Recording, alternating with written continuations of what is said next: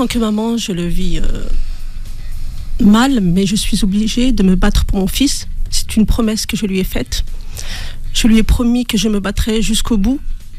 C'est pour ça justement qu'il tient le coup. Et donc je lui ai dit, Imran, ne t'inquiète pas, je serai là pour toi. La première fois, quand il est tombé malade, quand ça a commencé, il n'était pas bien. Et un jour, il me dit, maman, est-ce que je vais devenir aveugle? Je lui ai dit, non, Imran, ne t'inquiète pas. Ne t'inquiète pas. Crois en Dieu et ne t'inquiète pas. Et justement, Imran, il tient le coup. Il tient le coup. Il se bat. Il parle de sa maladie. Il est dans une école adaptée. Il a appris à lire le braille. Il déchiffrait les lettres avec les yeux. Et puis maintenant, il déchiffre avec les doigts. Au début, il me disait, maman, je ne veux plus lire avec les doigts. Je veux relire avec les yeux. Je lui disais, Imran, on va y arriver.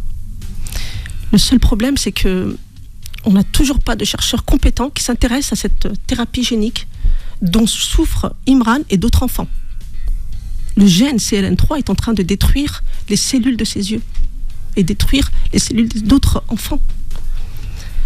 Donc, il y a une thérapie en fait qui existe, qui est la thérapie génique du gène RPE65. Les personnes ont retrouvé la vue. Donc, c'est pour ça, quand j'ai entendu ça, je me suis dit, moi aussi, je vais me battre pour que Imran, on lui trouve une thérapie génique pour son gène CLN3, pour qu'il puisse lui aussi retrouver la vue, parce qu'il est en train de grandir dans l'obscurité. Je fais appel à tous les médecins, mais vraiment, s'il vous plaît. Vous savez, quand c'était le moment du Covid, Imran, il encourageait tous les soirs les médecins. Quand il voyait, il avait 4 ans, il encourageait tous les soirs les médecins. Allez, les médecins, on est avec vous. Imran, maintenant, il a besoin de vous. Imran, il a besoin de vous, et beaucoup d'enfants d'autres qui sont en train de grandir dans l'obscurité ont besoin de vous. Les enfants ont le droit aussi de voir la lumière. Et je fais aussi un appel au ministre de la Santé. S'il vous plaît, ne fermez pas les yeux. Donnez-leur un destin lumineux. On a besoin de vous. Je ne m'arrêterai pas. Je crierai le nom d'Imran.